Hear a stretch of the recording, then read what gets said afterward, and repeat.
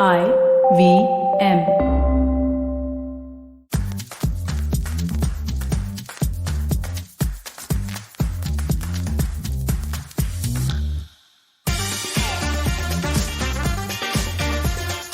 But I'm doing the work.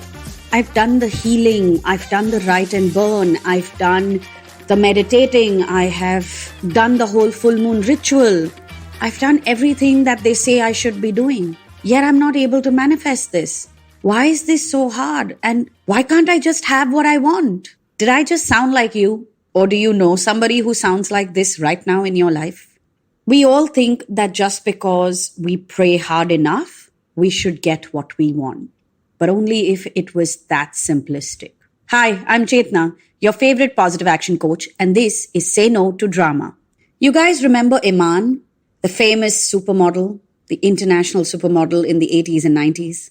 Well, recently on Instagram, she put up a post that really struck a chord and the one that led me to think of this as an episode. The post said, "All prayers are answered if we are willing to admit that sometimes the answer is no."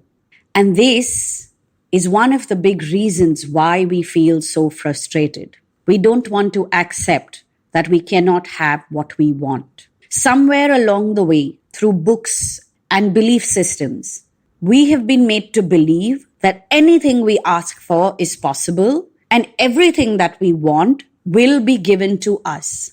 Truth number one, a lot of times we want things that are not good for us. Should the universe then just hand it to you on a platter? Should it not try to stop you? Should it not place obstacles in your path and make it hard? Truth number two, a lot of times what we want comes from a space of ego. We're trying to prove a point. It's not really something that we want. It's just about proving something. Once again then, should the universe not protect you? It should let you make a fool of yourself. It should let you live a desire that you don't really want to or need to and go through pain and feel a sense of hollowness even after getting it. Truth number three, some things that you want and desire are not a part of your story. There's a journey that you chose to have, and yes, there is something known as free will. However, despite your choice and your free will, some things just cannot be a part of your story because you, or rather your story, is also intertwined with those of others. Shouldn't all of us have to practice acceptance at some level? But instead of practicing acceptance, we get stubborn. We sit on an entitled horse saying that, oh, but I've done this, so I should get this. So you did it, big deal. Yes, you've stayed up 3 nights and meditated. Wow. What a big sacrifice. Oh, you didn't fail to miss one full moon ritual. Oh my God. So much consistency. No?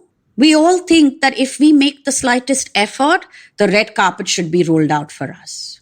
How nice. And all the other choices that we have made or continue to make should just be disregarded. And all the other people whose lives are tied to ours, well, who cares about their lives, right? I'll just choose what I want. I'll just get what I want. And everyone else can just, do their own thing, right? Why should I care at all that what I ask for maybe would impact a piece of their journey?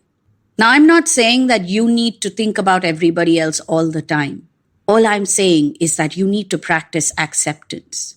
Instead of throwing tantrums, you need to accept that you don't have all the answers. You never will. No one person will ever have all the answers. Can you imagine what happens if one person in this world ends up with all the answers, all the knowledge that the universe holds? Yes, I'm literally spelling doomsday in my head right now. And there's another lot that wants what they want. They are willing to sit through all kinds of healing sessions and manifestation rituals and these full moon and new moon ceremonies and travel to different places to do things like ayahuasca and different kinds of rituals and ceremonies. But ask them to start changing the way they are living their day-to-day life. That's not coming. Who does that, right? Whoever changes anything in their day-to-day routine and the way they behave in their daily life. Once I go and do a healing session or once I do a manifestation ritual, then I'm above all of that, isn't it? So instead of getting up and showing up, instead of doing the work in your daily life, There are so many of us who believe that we just need to sit and do rituals, and we just need to sit and pray, and we just need to go and live this different adventure and different life because the answers lie there, and everything that I want, I will get by doing that. But I will behave like a tantrum throwing child who misbehaves, who is stubborn and entitled in their daily life, who is disrespectful to other people and inconsiderate to other people. But the universe should give me what I want. Sometimes, for no reason that can be logically explained, you will not get what you want. And that is just how it is supposed to be. So yes, do all you can to make a dream, a wish, a desire come true. Work hard towards it. But also learn to practice acceptance. Accept that there is wisdom out there that is beyond your ability to comprehend. That you don't have all the answers or knowledge. That you cannot even see the whole picture of your life yet. And a lot of pieces fall into place only in hindsight, which also means that time has gone. There's no way to go back and change things. So yes, all prayers are answered if only we are willing to admit that sometimes the answer is no. And that is why I say we need to learn to trust. We need to learn to trust ourselves. We need to learn to trust the universe. We need to learn to have faith. And we need to learn to accept that we are just one piece in this entire universe. And the world does not revolve around us. And sometimes, despite our best efforts, we will not succeed. We will not get what we want. There are reasons behind this. We may not understand it in that moment, at that time. But yes, in time, you will realize that it was for the best. The universe does not leave us in the dark for too long, but it often sprinkles the dots in different places, and we are meant to join them and solve the puzzles ourselves. If you want to learn how to have faith, how to trust, how to not live life with a sense of FOMO, then scroll down on the Say No to Drama list on the IVM podcast app and website and listen to a bunch of previous episodes. There is an episode called Trust Yourself. There is an episode on faith. There is an episode called Pray. There is also an episode called FOMO. Oh, and I do think I have a couple of episodes on entitlement as well.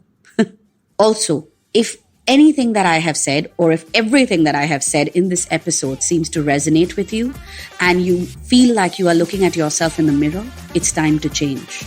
DM me on Instagram and book a session today. My handle is Positivity Angel.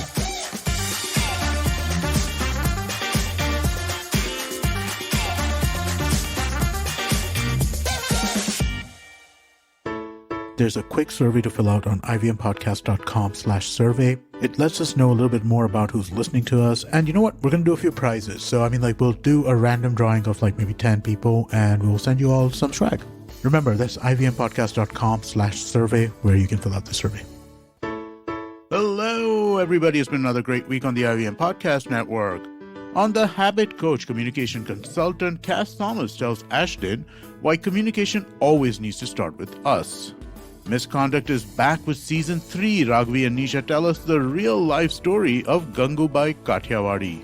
On Audio Gyan, Kedar asks architect Fernando Vello about the future of maps in the digital era.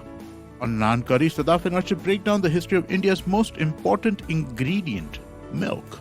And on Marathi Kirkitun, the Deshmukhs talk about Ravi Kiran Mandal and his contribution towards Marathi poetry.